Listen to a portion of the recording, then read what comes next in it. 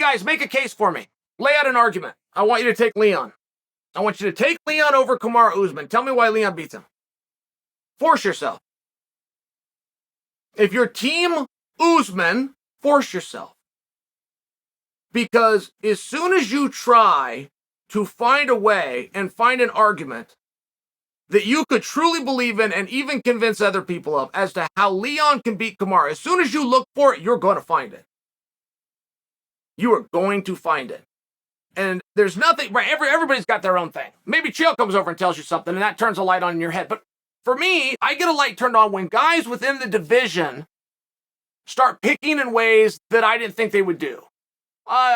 Benny Dariush versus Islam Makhachev. The great fight that we ended up not getting. Dan Hooker picked Dariush. And for me, whoa, that changed everything. That made me very interested. I'm now hearing 55-pounders that have finally come to the defense of Charles Oliveira saying that Charles can do damage to Islam. That just gets me. And we're hearing and having 70-pounders come out. Michael Chiesa, Vincenzo Luque, we're having 70-pounders come out and say they think that Leon is going to get it done. I want to know why, though. Because when it comes to wrestling, we can't say these guys are close. We just can't. When it comes to strength, I don't actually know. My eyes tell me it's Kamaru Usman. When it comes to experience, you got to wash. When it comes to who wants it more, how do we know? How do we judge that? I would think if we just defer to logic that the guy that's trying to get something he's never had, as opposed to a guy who's had more success, I would assume that the challenger, Leon, would want that / need that more.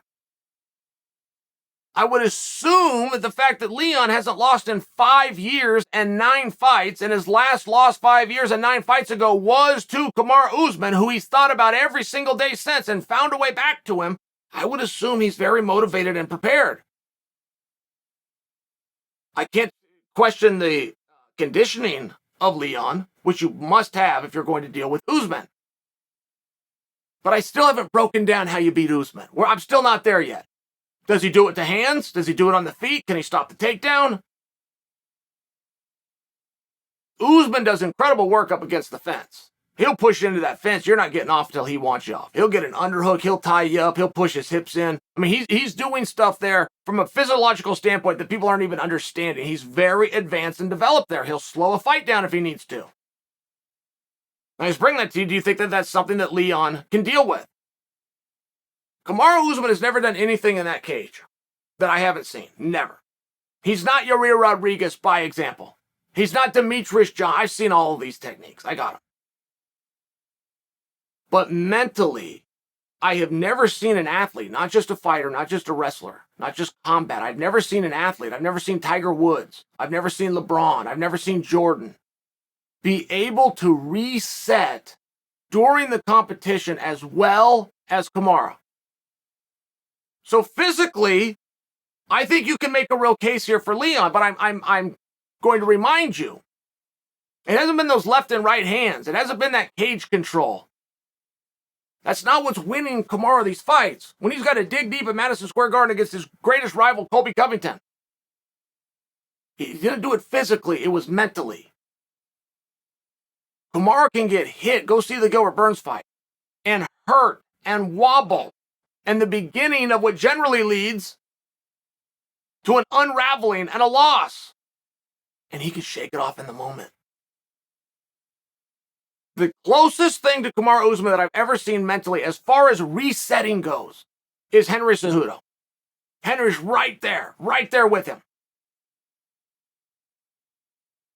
And I want to know, are you with some of the boys in the back? Are you with some of the 70-pounders? I know that the line is close.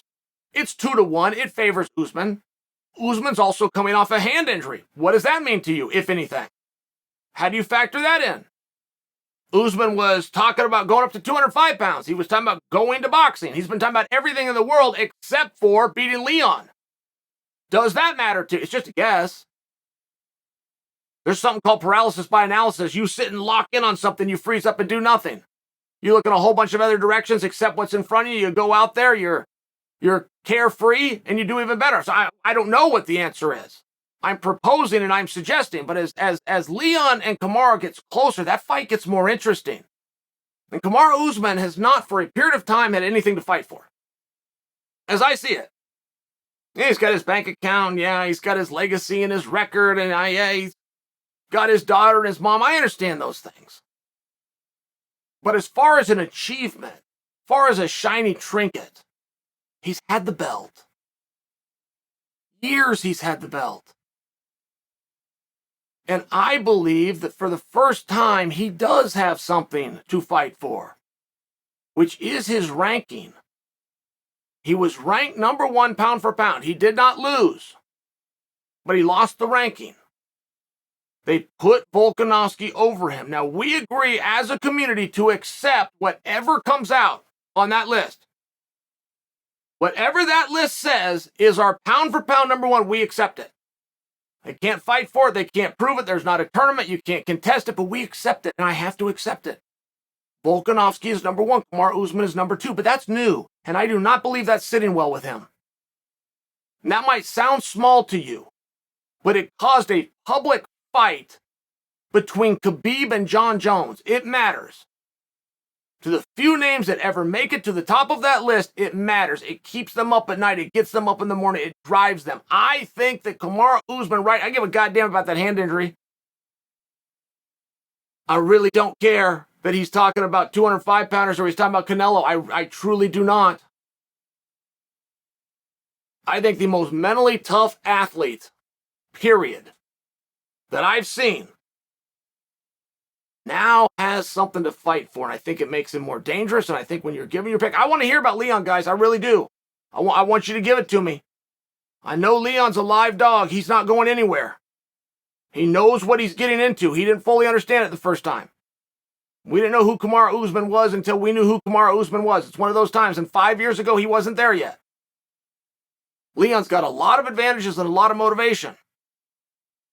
I'm just here to remind you, whether you see it or not, so does Kamaru.